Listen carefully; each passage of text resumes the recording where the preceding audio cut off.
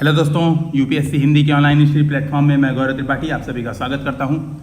दोस्तों, जैसा कि इस प्लेटफॉर्म के माध्यम से हम दैनिक उत्तर लेखन का अभ्यास कर रहे हैं और इसी क्रम में आज हमारा 58वां दिन है, जिसमें हम अपने शेड्यूल के हिसाब से जीएस पेपर 3 और जीएस पेपर 4 के एक क्वेश्चन का डिस्कशन करेंगे।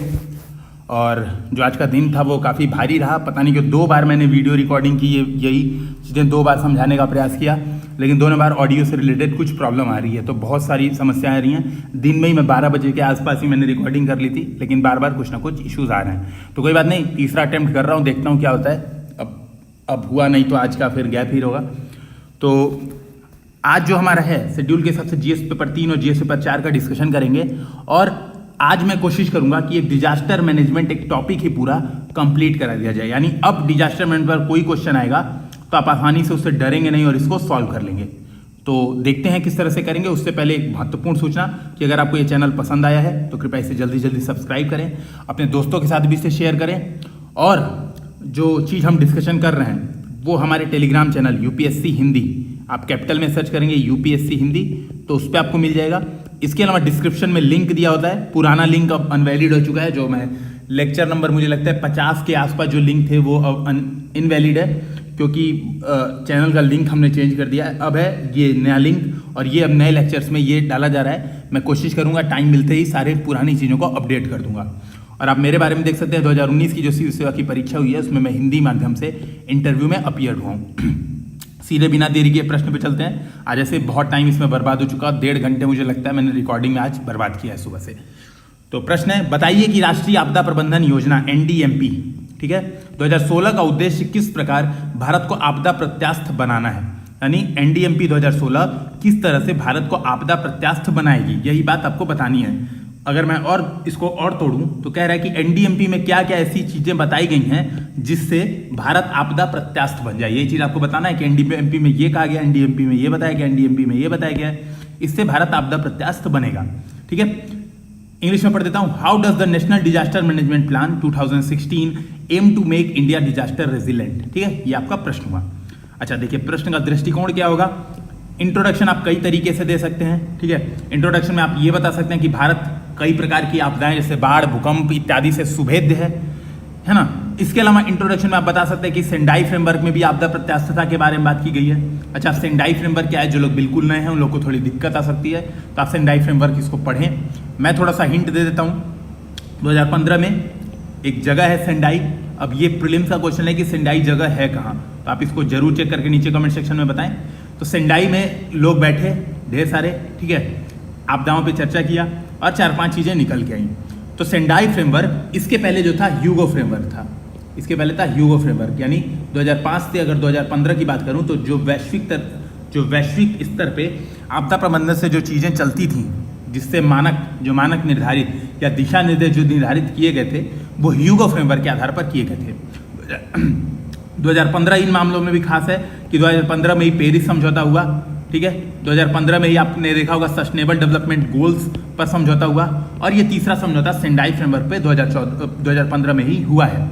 इसमें बेसिकली सेंडाई फ्रेमवर्क में आपदा से बात कही गई है डिजास्टर रेजिलेंट बनाने के लिए।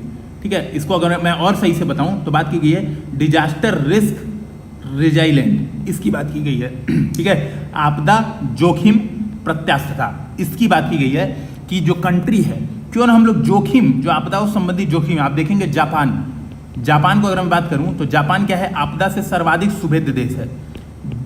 ज्वालामुखी, भूकंप रोज आते रहते हैं वहां पे, सुनामी हमेशा आए दिन रहती है। इवन अभी मानव जनित आपदाएं आप देखेंगे, फुकुशिमा में क्या हुआ, परमाणु रिसाव भी हो गया, लेकिन फिर भी जापान में आपदा से बहुत कम लोग मरते हैं। इवन अगर मैं कोरोना वायरस की बात करूं तो सबसे कम मृत्यु वाले देशों में जापान एक है। तो ऐसा क्यों है? क्योंकि जापान ने जो रिस्क है, जो डिजास्टर का रिस्क है, उसको ही मैनेज किया है। और डिजास्टर का रिस्क मैनेजमेंट किया है।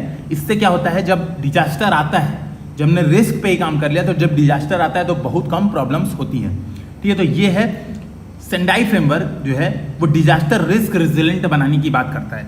और कैसे करता है, तो देखिए, पहली मान लीजिए आप अपने आप को समझिए आप हिमालय पे हैं। मैं थोड़ा सा जल्दी से सेंडाई फ्रेमवर्क समझाता हूँ, हालांकि मैं 2 बार आज इसी चीज़ को और समझा चुका हूँ तो मुझे बिल्कुल रटी हुई याद हो गई है। ठीक है, तो मान लीजिए आप हिमालय पे हैं। अब हिमालय पे हैं तो आपको पहले क्या करना होगा, जोखिम की पहचान करनी होगी। जो पहला स्टेप है सेंडाई फ्रेमवर्क का वो ये है, जोखिम की पहचान। यानी आपको हिमालय में पहचानना होगा, एग्जाम्पल है हिमालय, ठीक है। ऐसा हर जगह पे यही होगा। मान लीजिए आप मैदानों में भी हैं तो आपको वहाँ पे जोखिम की पहचान करनी होगी। जैसे मान लीजिए मैदानों में है तो बाढ़ हो सकता है एक जोखिम, हिमालय है तो हिमालय में क्या हो सकता है, बाढ़ हो सकता है, भूस्खलन हो सकता है, बादल फट जाए, ठीक है, भूकंप आ सकता है, इसके अलावा और क्या हो सकता है, और 2-3 आपदाएं सोच लीजिए। तो आपको क्या करना होगा, जोखिम पहचानना होगा। सबसे पहले आइडेंटिफिकेशन ऑफ द रिस्क, ठीक है, IR करना होगा। दूसरा, जोखिम पहचाने, अब जोखिम को समझना होगा। तो दूसरा स्टेप क्या है, जोखिम को समझना, ठीक है। तो अब आपको क्या करना पड़ेगा, जोखिम कैसा है। जैसे मान लीजिए यहाँ पे भूकंप का जोखिम सर्वाधिक है, हो सकता है बादल फटने का उतना जोखिम ना हो, तो आपको जोखिम को समझना होगा कि जोखिम किस लेवल पे है, तो ये करना होगा। तीसरा, जोखिम में निवेश, ठीक है। जो तीसरा स्टेप है वो कहता है जोखिम में निवेश करना होगा। यानी अगर आपको क्या करना होगा, अब ये निवेश भी 2 तरीके का हो सकता है, यहीं समझा दे रहा हूं ताकि जब आंसर डिस्कशन करेंगे तो आपको जल्दी से हो जाए। एक होता है संरचनात्मक निवेश, दूसरा हो जाएगा गैर संरचनात्मक निवेश, ठीक है। संरचनात्मक निवेश की मैं बात करूं तो संरचनात्मक निवेश में जैसे आप ये समझ लीजिए, आपने कोई स्ट्रक्चर बनाया, आपने बिल्डिंग बनाई तो बिल्डिंग में मानकों का प्रयोग किया, ठीक है, संहिताओं का प्रयोग किया, बिल्डिंग निर्माण संहिताओं का प्रयोग किया। आपने डैम बनाया तो आपने मान लीजिए यहाँ पे भूकंप आता है, समझ लीजिए मान लीजिए यहाँ पे भूकंप आ रहा है, जोखिम को आपने समझा, तो जोखिम में आपने देखा कि भूकंप बड़ा खतरा है या फिर भूस्खलन बड़ा खतरा है, हिमालय में भूस्खलन बड़ा खतरा है। तो आपने क्या किया, संरचनात्मक निवेश में आपने क्या किया, प्रतिधारी दीवार बना दी, जिससे जो भूकंप से जो मलबा गिरे भूस्खलन से वो रोड पे न गिरे, तो आपने प्रतिधारी दीवार बना दी। तो ये हो गया, जब आप कुछ निर्माण कार्य कर रहे हैं तो ये हो गया संरचनात्मक जोखिम में निवेश। एक होता है गैर संरचनात्मक। गैर संरचनात्मक मतलब आपने एक प्रशासनिक व्यवस्था बना दी कि ये लोग जिम्मेदार होंगे, अगर कोई आपदा आएगी तो ये लोग उस पर ध्यान रखेंगे, पहली प्रतिक्रिया ये लोग करेंगे। आपने NDRF बनाया, ठीक है, आपने और कुछ कर्मियों को तैनात किया, तो ये लोग, आपने समुदाय की क्षमता निर्माण की, जो समुदाय, और पता होगा आपदा में सबसे पहले जो रिएक्शन करता है वो कौन करता है, समुदाय। तो आपने समुदाय की क्षमता निर्माण की, ठीक है। तो ये हो गया गैर संरचनात्मक। तो क्या हो गया, जोखिम की पहचान पहला स्टेज, दूसरा स्टेज जोखिम को समझना, ठीक है, तीसरा स्टेज जोखिम में निवेश, और जो चौथा स्टेज है, चौथा स्टेज होता है क्षमता निर्माण, ठीक है। चौथा स्टेज हो गया क्षमता निर्माण एवं जागरूकता।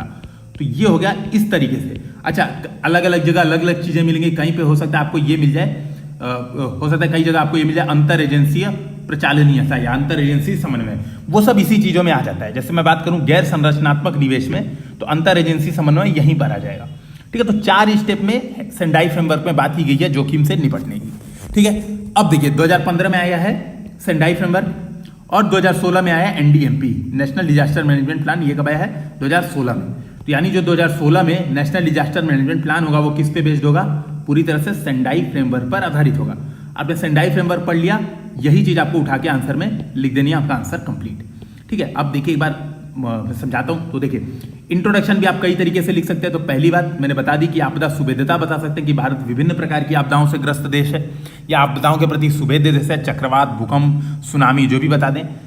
दूसरा तरीका इंट्रोडक्शन का आप सेंडाई फ्रेमवर्क से कनेक्ट कर सकते हैं कि सेंडाई फ्रेमवर्क में आपदा प्रत्यास्थता के बारे में बड़ी बात कही गई। तीसरा इंट्रोडक्शन आप चाहें तो ये तरीके से बता सकते हैं कि वर्ल्ड बैंक के अनुसार अगर हम आपदा जोखिम में $1 का निवेश करते हैं तो जब आपदा आ जाती है तो हमारा $60 सेव हो जाता है, $60 सेव हो जाता है। आप चाहें तो ये बता दें, या तो आप ये बता देते हैं कि पिछले दशक में बात की गई है, एक रिपोर्ट आई थी, मुझे एग्जैक्टली उसका नाम नहीं याद आ रहा है, उसने कहा कि भारत को GDP का 2.5% लॉस हो चुका है, किससे, आपदाओं से, ठीक है। तो ये बात भी रिपोर्ट ने कही। इसके अलावा आप चाहें तो सेकंड ARC को कोट कर सकते हैं, और सेकंड ARC के बारे में मैंने एक पूरा प्लेलिस्ट बनाया हुआ है, एक वीडियो बनाया है सेकंड ARC कैसे पढ़ने हैं। सेकंड ARC में एक टॉपिक है क्राइसिस मैनेजमेंट, उसमें आप देखेंगे तो उसमें इसका कलर चेंज कर देता हूँ, थोड़ा सा कॉन्ट्रास्ट आएगा, ठीक है। तो सेकंड ARC में एक टॉपिक है क्राइसिस मैनेजमेंट, ठीक है। क्राइसिस मैनेजमेंट में आपदाओं के बारे में डिटेल में चर्चा की गई है, तो आप वहां से कुछ कंटेंट उठा के उसको इंट्रोडक्शन बना सकते हैं। तो कई तरीके से इंट्रोडक्शन लिख सकते हैं। मुख्य भाग में क्या लिखना है, सीधे सीधे कि NDMP किस प्रकार भारत को आपदा प्रत्यास्थ बनाता है, डायरेक्ट ये बताएंगे कि कुछ कमियां भी हैं NDMP में। क्यों, क्योंकि आप एक प्रशासनिक चीज में जाने जा रहे हैं, मतलब आपका जो सिलेक्शन है वो भारतीय प्रशासनिक सेवा में होने जा रहा है, तो आपको दूरदर्शी होना पड़ेगा। तो दूरदर्शी आदमी कब होगा, जब वह हर चीज अच्छा ना माने, उसको अवलोकन करे, उसका एनालिसिस करे, देखे कि यार इसमें भी कुछ प्रॉब्लम्स हो सकती हैं, हमने कुछ चीजें कमी रख दी हैं, तो आप इसकी सीमाएं या फिर कुछ कमियां, मैं कहूँ कुछ चुनौतियां बता सकते हैं कि इस NDMP में ये चुनौतियां भी हैं। आपने चुनौतियां बताया, निष्कर्ष में क्या लिखेंगे, इन्हीं चुनौतियों का क्या समाधान किया जा सकता है, ठीक है। अच्छा देखिए मैंने सेंडाई फ्रेमवर्क बता दिया आपको ऑलरेडी। कोई भी आपदा का प्रश्न है, कोई भी, आज हम ऐसा कर लेंगे कि कोई भी आपदा का प्रश्न आप तुरंत कर सकते हैं। बस आपको करना क्या होगा, सेंडाई फ्रेमवर्क पढ़ना है। एक बार मैंने ऑलरेडी बताया लेकिन उसको डिटेल में पढ़ना है। आपदा प्रबंधन चक्र मैं समझा दे रहा हूँ, उसको देखना है। और अभी मैं लास्ट में एक चीज और बोलूंगा, वो आपको पढ़ना है। अच्छा देखिए आपदा प्रबंधन चक्र देख लेते हैं पहले, ठीक है। तो देखिए आपदा प्रबंधन चक्र क्या है, ये 3 बक्से बना लीजिए, बीच में लिख दीजिए, इसको मैं इंग्लिश में लिख दे रहा हूँ, डिजास्टर मैनेजमेंट साइकिल शॉर्टकट में, ठीक है। आपदा पूर्व, यहाँ पे लिख लीजिए पूर्व, यहाँ पे लिखिए आपदा के दौरान, थोड़ा आप साफ साफ लिख लीजिएगा, सुंदर सुंदर। यहाँ पे लिख लीजिएगा आपदा पश्चात, ठीक, एक साइकिल से कनेक्ट कर दीजिए। इसी को बोलते हैं आपदा प्रबंधन चक्र। आपदा पूर्व गतिविधियों में क्या, जैसे कई चीजें होती हैं आपदा पूर्व में। अब अच्छा देखिए पहले तो ये चीजें हैं, आपदा प्रबंधन चक्र का मतलब होता है पूरे आपदा की साइकिल का प्रबंधन। और आपदा साइकिल में क्या होती है, एक तो आपदा केवल दौरान नहीं होती है कि आपदा आई तो हमने क्या किया, रिएक्शन कर दिया, ठीक है, ये नहीं होता है। आपदा प्रबंधन चक्र में क्या होता है, आपदा से पहले भी तैयारी करते रहते हैं, आपदा पूर्व तैयारी करते रहते हैं। आपदा के दौरान तुरंत रिएक्शन नहीं करते हैं, तुरंत रिस्पॉन्स करते हैं, यानी अनुक्रिया, ठीक है। रिएक्शन और रिस्पॉन्स में क्या अंतर है आप देखेंगे, ठीक है। तो अनुक्रिया करते हैं, अनुक्रिया मतलब वस्तुनिष्ठ जो हम रिस्पॉन्स करते हैं उसको बोलते हैं अनुक्रिया। पश्चात मतलब आपदा आ गई तो आपदा को अवसर की तरह लेना है, ठीक है। आपदा भी एक अवसर होती है। आपने सुना होगा मोदी जी ने हाल में ही बोला है कि आत्मनिर्भर भारत, आत्मनिर्भर भारत है क्या, आपदा, कोरोना वायरस एक आपदा है और इसी को अवसर में लेने की जो प्रतिक्रिया है उसी को बोलते हैं हम ये आपदा पश्चात गतिविधियां, ठीक है। अब मान लीजिए कोई भी प्रश्न आ रहा है, डिजास्टर मैनेजमेंट से रिलेटेड कोई भी प्रश्न आ रहा है, मान लीजिए एक प्रश्न आपदा प्रबंधन में समुदाय की भूमिका, ठीक है। दूसरा प्रश्न आपदा प्रबंधन में मीडिया की भूमिका, ठीक है। तीसरा प्रश्न आपदा प्रबंधन में प्रशासन की भूमिका, ठीक है। चौथा प्रश्न आपदा प्रबंधन में तकनीक की भूमिका, है ना। जो भी चीजें, अब मान लीजिए यहाँ पे जो भी चीजें पूछे, मैं 1-2 एग्जांपल से बता रहा हूँ आपको, ऐसे ही फ्रेमवर्क में हर आंसर लिख देना है। मान लीजिए मीडिया की भूमिका आपसे पूछ रहा है प्रश्न में, तो आपको क्या करना है, यही साइकिल बनाना है, बताना है आपदा पूर्व मीडिया की भूमिका क्या होती है। तो आपदा पूर्व मीडिया क्या करता है, जैसे आपने देखा होगा अभी एम्फन चक्रवात आ रहा था, एम्फन चक्रवात आ रहा था तो मीडिया ने लगातार रिपोर्टिंग की, लगातार बताया, यानी पूर्व सूचनाएं प्रदान करता है मीडिया, ठीक है। ये काम करता है पूर्व सूचना, यानी लोगों को तैयार होने का मौका मिल जाता है। दूसरा क्या करता है मीडिया आपदा पूर्व, मीडिया क्या करता है, एक चेकलिस्ट बताता है। देखिए ये सब रख लीजिए अपने पास, टॉर्च रखें, आपने सुना होगा अंजना ओम कश्यप सुना होगा, रवीश कुमार, इन लोग को आपने सुना होगा, तो क्या बोलते हैं, चेकलिस्ट देख लीजिए, टॉर्च रख लीजिए अपने पास, लालटेन रख लीजिए, है ना, कैंडल लाइट्स रख लीजिए, कुछ रख लीजिए, ठीक है, ताकि आपदा आए तो आप लोग को बहुत दिक्कत ना हो।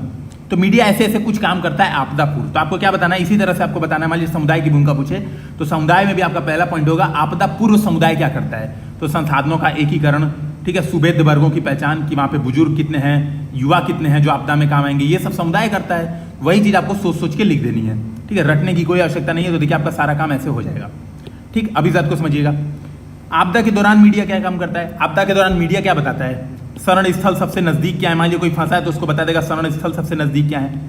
सोशल मीडिया आपने हाल में ही देखा था एम्फन, मैंने देखा एम्फन में फेसबुक पूछ रहा था सबसे कि आप सेफ हैं कि नहीं, बताइए, क्लिक करिए, बताइए कि आप सेफ हैं कि नहीं, ठीक है। तो ये क्या करता है, ये परिजनों तक सूचना प्रदान करता है, आप ये कह सकते हैं मीडिया।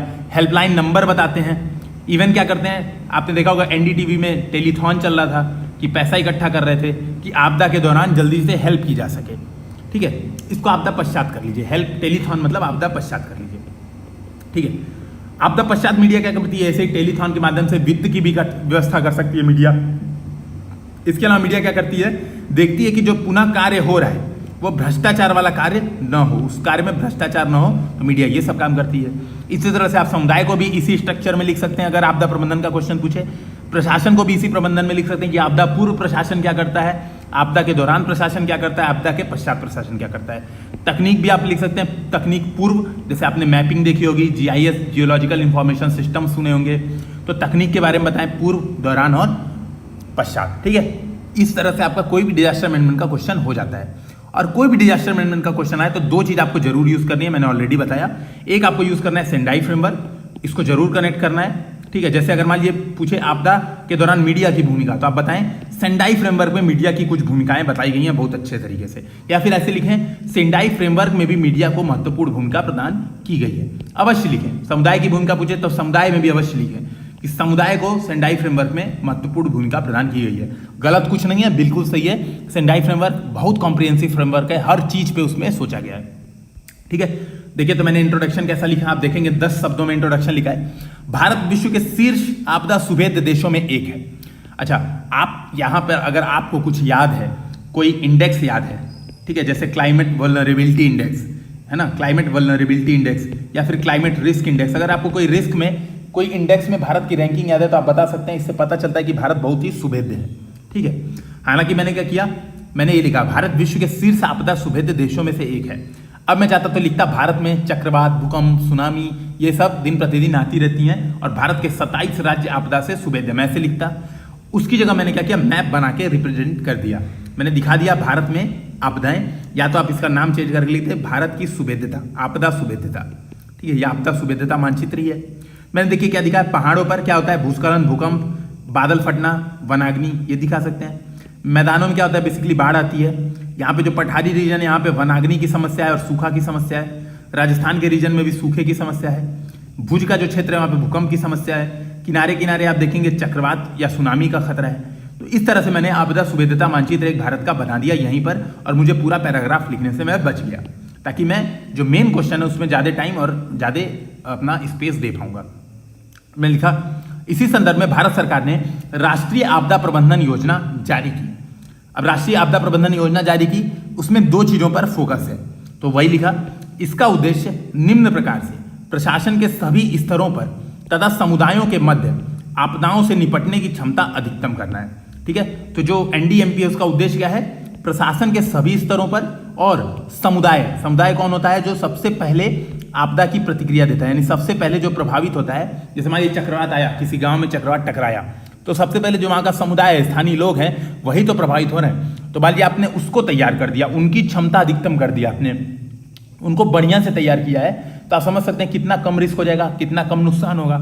यही बात कौन कहता है, एनडीएमपी 2016 कहता है कि जो प्रशासन है उसको और जो स्थानीय समुदाय है उनकी क्षमता को हम क्या करेंगे, अधिकतम करेंगे। ठीक है, अब मैं बताऊंगा एनडीएमपी में क्या क्या बात की गई है, वही बताऊंगा और उसी से मेरा आंसर कंप्लीट हो जाएगा। तो एनडीएमपी किस पर आधारित है, सेंडाई फ्रेमवर्क पर आधारित है, मैंने ऑलरेडी बता दिया, उसको लिख दिया मैंने। सेंडाई फ्रेमवर्क के अंतर्गत जोखिम न्यूनीकरण फ्रेमवर्क बनाया गया है, किसमें, एनडीएमपी में बनाया गया। तो वो क्या है, मैंने ऑलरेडी चर्चा कर दी, यहाँ पे बता देता हूँ दोबारा से। पहला है जोखिम को समझना, आप समझेंगे जोखिम को, ऑलरेडी बता दिया कि कैसा, कि कौन सा जोखिम कितना है, मान लीजिए भूकंप है, बाढ़ है, तो कौन कितना है, वही समझना। जोखिम में निवेश, 2 तरह के, संरचनात्मक, गैर संरचनात्मक, ये भी बता दिया। अंतर एजेंसी समन्वय का एक सबसे बेस्ट एग्जांपल अगर दूं तो आपने देखा होगा, कोरोना वायरस आया है, कोरोना वायरस को भारत सरकार ने आपदा माना है। हेल्थ मिनिस्ट्री, वायरस एक आपदा है, गृह मंत्रालय, ठीक है, कहाँ से आया, विदेशों में क्या अनुक्रिया करनी है, विदेश मंत्रालय, ठीक है, कैसे विदेशों से भारतीयों को लाना है, ये सब आप देखेंगे। एक आपदा है, अंतर मंत्रालयी समन्वय या अंतर एजेंसी समन्वय बहुत ही अनिवार्य है इससे निपटने के लिए। चौथा है क्षमता विकास, समुदाय एवं स्वशासन की क्षमता विकास, ये बात ऑलरेडी है किसके अंतर्गत, सेंडाई फ्रेमवर्क के अंदर, मैंने पहले ही समझा दिया। दूसरा इसमें कहा गया है आपदा प्रबंधन के सभी चरण तथा मानव प्रेरित आपदाएं भी इसमें शामिल हैं। तो जो एनडीएमपी 2016 इसमें आपदा प्रबंधन के सभी चरण, कौन कौन से चरण हैं, आपदा पूर्व, आपदा के दौरान, आपदा पश्चात, इन सभी को शामिल किया गया है। मैंने ऑलरेडी बताया कि कोई भी प्रश्न आए तो 2 चीज आपको सबसे पहले दिखनी चाहिए, एक सेंडाई फ्रेमवर्क और दूसरा आपदा प्रबंधन का चक्र। आपदा प्रबंधन पूरा चक्र आपको तत्काल दिखना चाहिए। कोई भी प्रश्न, कैसा भी आपदा से रिलेटेड प्रश्न हो, इसको अवश्य यूज करें, इसको यूज करने का प्रयास करें।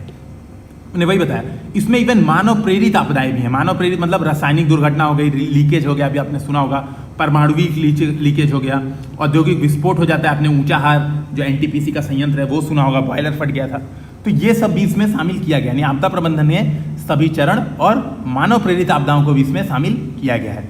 और क्या है आपदा प्रबंधन चक्र में, आपदा पूर्व कौन कौन सी गतिविधियां होंगी, पूर्व सूचना प्रणाली होगी, सुभेद्यता मानचित्रण होगा, आपदा के दौरान क्या क्या होगा, तीव्र पुनर्वास होगा, शरणार्थी स्थल की व्यवस्थाएं सही होंगी, आपदा पश्चात क्या होगा, बिल्ट बैक बेटर, इसको इंग्लिश में लिखें 3B बोलते हैं, इसको ऐसे देवनागरी में लिखते हैं built back better. Built back better मतलब पुनः निर्माण करें, अच्छे से निर्माण करें। आप इसको ऐसे समझिए, आपदा को अवसर की तरह देखिए, इसको विकास कार्यों के अवसर के लिए देखिए कि विकास के अवसर उपलब्ध करा रहा है आपदा।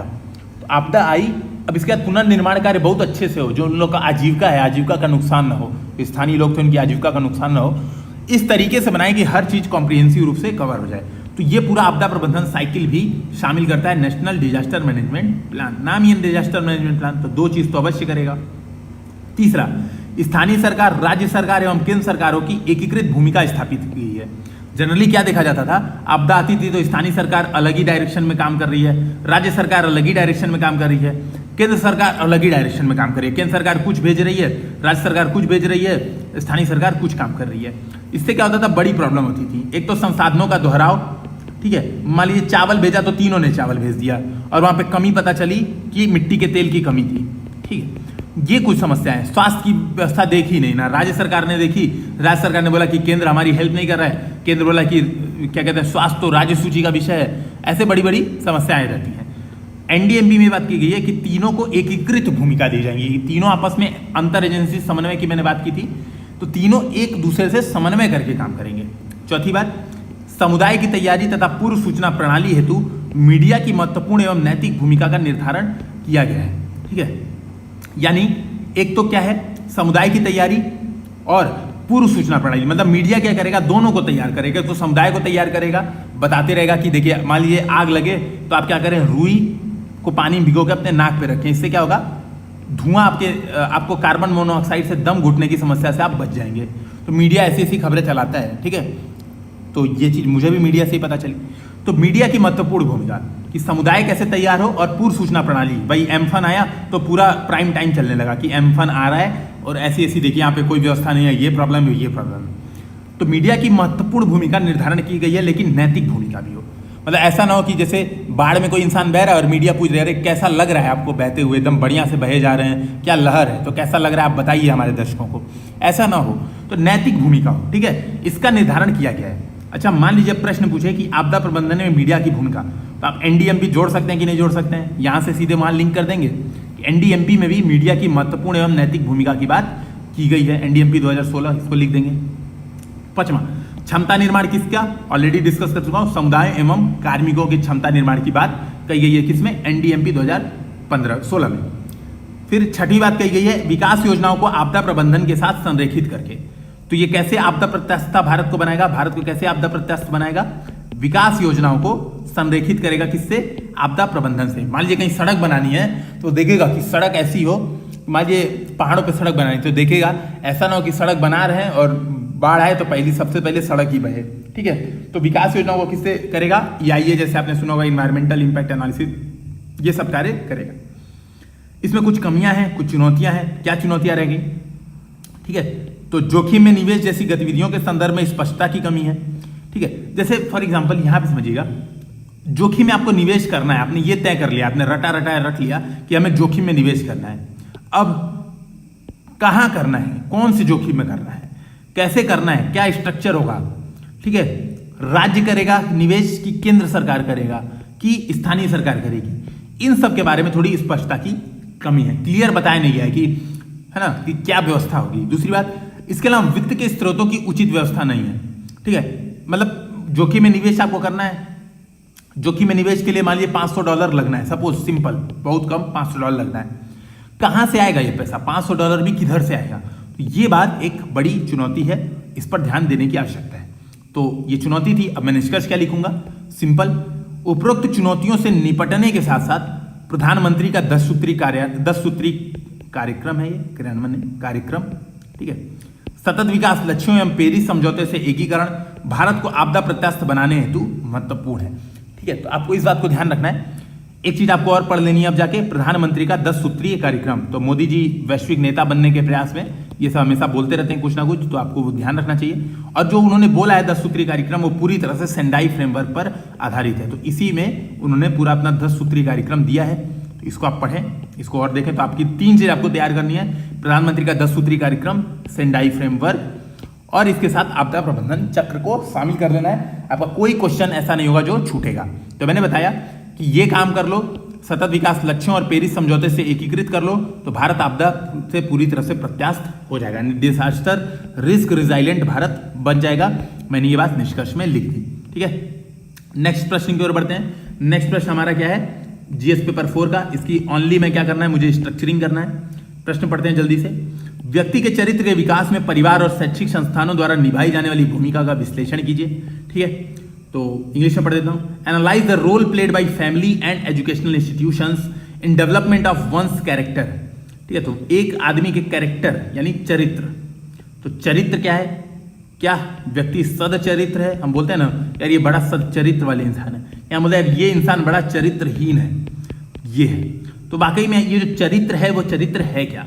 ठीक है, अच्छा अब प्रश्न एक बार समझा देता हूं, लेकिन मुझे उम्मीद है कि क्योंकि मैं पहले ही एक दिन पहले टेलीग्राम चैनल पे ये क्वेश्चन अपलोड कर देता हूं, इसकी पीडीएफ, इसका फोटो, तो आप अवश्य ध्यान देते होंगे और प्रश्न को पढ़ते होंगे, इसको सॉल्व करते होंगे, मेरी उम्मीद है।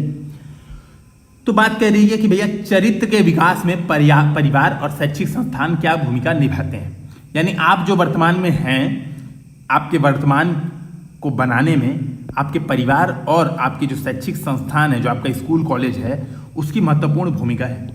फॉर एग्जाम्पल जैसे IIT रुड़की से मैं पढ़ा हुआ हूँ। ठीक है, तो IITR इसको बोलते हैं। इसका जो मोटो है, जो इसकी मोटो लाइन है, वो है श्रमम बिना न किमपि साध्यम। ठीक है, यानी श्रम के बिना कुछ भी साध्य नहीं हो सकता। ये क्या है, इसकी मोटो लाइन है। यानी ये बता रहा है, IIT रुड़की से मुझे बताया गया कि श्रम करिए, करते रहिए, इसके बिना कुछ संभव नहीं है, कुछ आप प्राप्त नहीं कर सकते। तो मैं कहीं ना कहीं जुझारूपन लिए हुआ हूं, मैंने वहां पे ये चीज सीखी हुई है। तो वही बात ये पूछ रहा है कि आपका जो चरित्र वर्तमान में है, उसमें आपका परिवार ने क्या भूमिका निभाई और आपके शैक्षिक संस्थानों ने क्या भूमिका निभाई है, इसी बात को आपको डिस्कशन करना है। तो इंट्रोडक्शन में आप बता सकते हैं चरित्र क्या है। तो चरित्र क्या है, व्यक्ति में वे गुण या अवगुण जो वह अपने समाजीकरण की प्रक्रिया से सीखता है, वही है चरित्र। तो आप चाहें तो जो मैंने डिफिनीशन बोला वो, या फिर 15 से 20 शब्दों वाली जो डिफिनीशन लिखी हुई है वो तैयार कर लें, चरित्र की डिफिनीशन। तो मैंने लिखा क्या है, मैंने लिखा है व्यक्ति में गुणों की विद्यमानता अथवा अभाव जो वह अपने अनुभवों से सीखता है, अपने अनुभव से जो चीज गुण या अवगुण सीख रहा है वही है चरित्र। ठीक है, यही एक सिंपल सा आप इसको याद कर सकते हैं। अब परिवार की क्या भूमिका होती है चरित्र निर्माण में, तो इसका सबसे बेस्ट एग्जांपल है जब ऐसा क्वेश्चन कहीं पूछे कि परिवार एवं समाज की भूमिका चरित्र निर्माण में, या मानव का चरित्र उसके परिवार का फल है, फलन है। तो आप क्या बताएंगे, एक गांधी जी को याद कर लें, दूसरा हिटलर को याद कर लें, दो लोग हैं। ठीक है, अब गांधी जी की जो माता थी वो बहुत ही धर्मावलंबी थी, और ये बात उन्होंने कहाँ लिखी है, मेरे सत्य के प्रयोग, सत्य के मेरे प्रयोग, ये किताब का नाम है, सत्य के मेरे प्रयोग। ठीक है, इसको के लगा लीजिएगा। और हिटलर की किताब का नाम है मेरा संघर्ष। देखिए देखने में ही दोनों लोग की किताब का नाम अलग अलग, देखने में ही कॉन्सेप्ट क्लियर हो जा रहा है, अप्रोच दोनों लोग का क्या है। ठीक है, गांधी जी की जो माता थी बहुत धर्मावलंबी थी, जो पिता थे वे क्या थे, वे बहुत ही सत्पुरुष थे, हमेशा धर्मावलंबियों को विभिन्न धर्मों के बुला के डिस्कशन डिबेट करते रहते थे, जिन्हें आम भाषा में हम पंचायत बोलते हैं। तो बुला के पंचायत करते रहते थे, मौलवियों को, जो मिशनरियाँ हैं उनके जो धर्मगुरु हैं उनको, हिंदू धर्मगुरु, इन लोगों को बुला बुला के हमेशा डिबेट डिस्कशन करते रहते थे। तो गांधी जी पर इसका बहुत ही प्रभाव पड़ा, गांधी जी के चरित्र में। और गांधी जी के चरित्र में जो सर्वधर्म संभाव की बात आई, जो सत्यनिष्ठा की बात आई, ठीक है, ये सब कहाँ से आया गांधी जी के चरित्र में, ये सब आया अपनी माता पिता से। तो गांधी जी का चरित्र माता पिता के कारण ये बना। ठीक है, यहीं पे स्कूल का भी एग्जांपल दूं तो गांधी जी में आपने वो कहानी सुनी होगी, गांधी जी स्कूल में एक आए थे कोई मास्टर विदेशी, और उस समय उनको कैटल लिखना था, शायद मुझे याद नहीं आ रहा एग्जैक्टली, तो कैटल लिखना था तो उनको स्पेलिंग नहीं पता थी, तो उन्होंने क्या किया, देख के लिखने से मना कर दिया। तो स्कूल की भी देखिए कितनी अच्छी भूमिका गांधी जी अपने जीवन में देखते हैं कि उसने उन्हें सत्यनिष्ठ बनाया। वहीं हिटलर को देखेंगे तो हिटलर के जो पिताजी थे अपनी पत्नी को खूब मारते पीटते थे, काफ़ी क्रूर थे पिता। तो आप देख सकते हैं हिटलर में प्रभाव। इवन हिटलर जो था वो हिटलर पेंटर बनना चाहता था, पेंटर बनने के लिए स्कूल में दाखिल हुआ था, लेकिन कुछ समस्याओं से जूझता वो आखिर में वो नहीं बन पाया। ठीक है, तो आप देखेंगे उसके चरित्र पर इसका बहुत प्रभाव पड़ा, वो एक क्रूर शासक हुआ। तो मैंने एक बेस्ट एग्जाम्पल से आपको समझा दिया यहाँ पर, इसी को आपको लिखना है, इसी को समझाना है। तो मैं बता रहा हूँ, परिवार में माता पिता एक होते हैं। माता पिता क्या होते हैं, बच्चे के सबसे पहले आदर्श होते हैं। और ये भी समझिए, अगर मान लीजिए, एक तो गांधी जी का आप एग्जाम्पल यहाँ पे दे सकते हैं, दूसरी बात मान लीजिए जो परिवार है, परिवार पितृसत्तात्मक है, मतलब उसमें महिलाओं को पूर्वाग्रह से देखा जाता है, तो जो बच्चा होगा वह भी पितृसत्तात्मक बनेगा। भविष्य में हो सकता है वह भी महिलाओं को पूर्वाग्रह नजरिए से देखे कि महिलाएं इन चीजों में सक्षम नहीं है। ठीक है, ये चीज वो भी सीख जाए। तो परिवार की चरित्र के निर्माण में देखिए सीधे सीधे भूमिका है। पॉजिटिव क्या है कि माता पिता से, अभी मैंने गांधी जी का एग्जाम्पल दिया कि बच्चे क्या है, सत्यनिष्ठा, ईमानदारी, परोपकार, बड़ों का आदर सम्मान, ये सब वैल्यूज आपको लिखनी है। तो आंसर में जितनी वैल्यूज हैं सिविल सर्विसेज की वो दिखनी चाहिए। ये चीज बच्चा सीखता है परिवार से। दूसरी बात, परिवार से बच्चे का चरित्र कैसे डेवलप करता है? बच्चा परिवार के जो सदस्य हैं, जैसे दादा दादी, मम्मी पापा, ठीक है, चाचा चाची, इनके अनुभवों से सीखता है। ये बताते हैं कि देखो मैंने पहली बार झूठ बोला था, मैंने झूठ बोला तो मेरा इतना बड़ा नुकसान हुआ। या फिर क्या होता है कि डर भी दिखाते हैं ना कई बार कि भगवान तुम्हें माफ नहीं करेगा तुम ऐसी गलती करोगे। तो बच्चे के चरित्र में आता है कि बच्चा अनुभवों से परिवार के सीखता है। तीसरी बात, परिवार में भाई बहन होते हैं तो बच्चा उनसे सहयोग, ईर्ष्या, प्रतिस्पर्धा जैसी भावनाएं सीखता है, ऐसे मूल्य सीखता है। कई बार हो सकता है कि बच्चे को कोई सामान न मिला हो और उसके बड़े भाई ने वो सामान छीन लिया हो। ठीक है, हालांकि मेरे यहाँ उल्टा होता है ना, तो सामान मैं ले लेता हूँ, बड़े भाई को नहीं मिलता है मेरे, है ना। तो ठीक है, लेकिन ईर्ष्या जैसी कोई चीज़ नहीं है। हमारे यहाँ क्या है, मेरे यहाँ है प्रतिस्पर्धा। भैया भी यूपीएससी का एग्जाम दे रहे हैं, मैं भी दे रहा हूँ, और दोनों लोग ने मेंस क्लियर किया है। ठीक है, फर्स्ट में उन्होंने भी क्लियर किया, मैंने भी क्लियर किया, तो दोनों लोग ने काफ़ी मतलब अच्छे से तैयारी साथ में कर रहे हैं दोनों लोग। तो प्रतिस्पर्धा की भावना है। ठीक, सामाजिक आर्थिक स्थिति परिवार की, ये भी एक महत्वपूर्ण भूमिका निभाती है। और आप देखेंगे कि अगर कई बार क्या होता है कि बहुत अमीर लोग हैं तो हो सकता है संवेदनशील ना हो। ठीक है, संवेदनशीलता की चरित्र में कमी आए, हो सकता है गरीबों का मजाक उड़ा देते हो, तो हो सकता है ड्रग्स आदि के नशे में हो। तो 50 चीज़ें आप यहाँ से लिख सकते हैं। ठीक है, मैंने स्ट्रक्चरिंग जस्ट बता दी। गांधी जी हिटलर का एग्जाम्पल दे लेंगे आप। अब शैक्षिक संस्थान, तो शैक्षिक संस्थान में दूसरा बताना है शैक्षिक संस्थानों की क्या भूमिका है। शैक्षिक संस्थान में एक शिक्षक होते हैं, शिक्षक भी बच्चे के आदर्श होते हैं, खास करके मैडम लोग। ठीक है, तो जो बच्चे होते हैं वो मैडम लोग बहुत आदर्श होती हैं बच्चों की, कि मैडम ऐसे आती हैं, है ना, मैडम बहुत ध्यान से पढ़ाती हैं बच्चों को, तो ये चीज़ें सीखते हैं बच्चे। ठीक है, इसके अलावा विद्यालय का परिवेश, कि परिवेश कॉम्पिटिटिव है। अच्छा, मैं किसी के ऊपर कमेंट नहीं कर रहा हूँ, मेरी आदर्श मेरी मैडम थी बहुत पहले बचपन में, अब नहीं है। ठीक है, पता नहीं कहाँ चली गई, मुझे पता भी नहीं है, तो जस्ट मैं अपने अनुभव से बता रहा हूँ आंसर। विद्यालय का परिवेश, विद्यालय का परिवेश कैसा है? ठीक है, वहाँ पे खेल कूद के मैदान है कि नहीं, प्रयोगशालाएं हैं कि नहीं, वो विद्यालय के परिवेश, कैसे बच्चे हैं, कैसा माहौल है, वो डिपेंड करता है बच्चे के चरित्र पे आता है। पाठ्यक्रम एवं परीक्षा, ठीक है, पाठ्यक्रम का एक एग्जांपल बता दूं तो पाठ्यक्रम, मान लीजिए आप किसी कट्टर स्कूल में पढ़ रहे हैं और वहाँ पे आपको ब्रेन वॉश करके आपको सिखाया जा रहा है कि जिहाद करना है। आपके पाठ्यक्रम में जिहाद कैसे करें, ठीक है, तो आपका चरित्र कैसा बनेगा, जिहादी बन जाएगा। ठीक है, दूसरी तरफ आपका पाठ्यक्रम कैसा है, आपका पाठ्यक्रम है एनसीईआरटी, जैसे आपको बताया गया है कि संविधान, भारत में संविधान का शासन है और संविधान पर ध्यान रखना चाहिए और हमें संविधान के मूल्यों का पालन करना चाहिए। तो आप एक संवैधानिक मूल्य, यानी आप एक, हम कह सकते हैं एक अच्छे नागरिक बनेंगे जो कि मूल कर्तव्यों का पालन करता हो। ठीक है, तो आप समझिए आपके चरित्र में दो चीजें यहाँ से क्लियर पाठ्यक्रम से भी दिख सकती है। चौथी बात, खेल कूद से बच्चा क्या सीखता है। विद्यालय में खेल कूद होता है तो बच्चा प्रतिस्पर्धा, सहयोग जैसी भावनाएं खेल कूद से सीखता है। ठीक है, तो ये आप एग्जाम्पल के थ्रू बता देंगे इन चीजों को।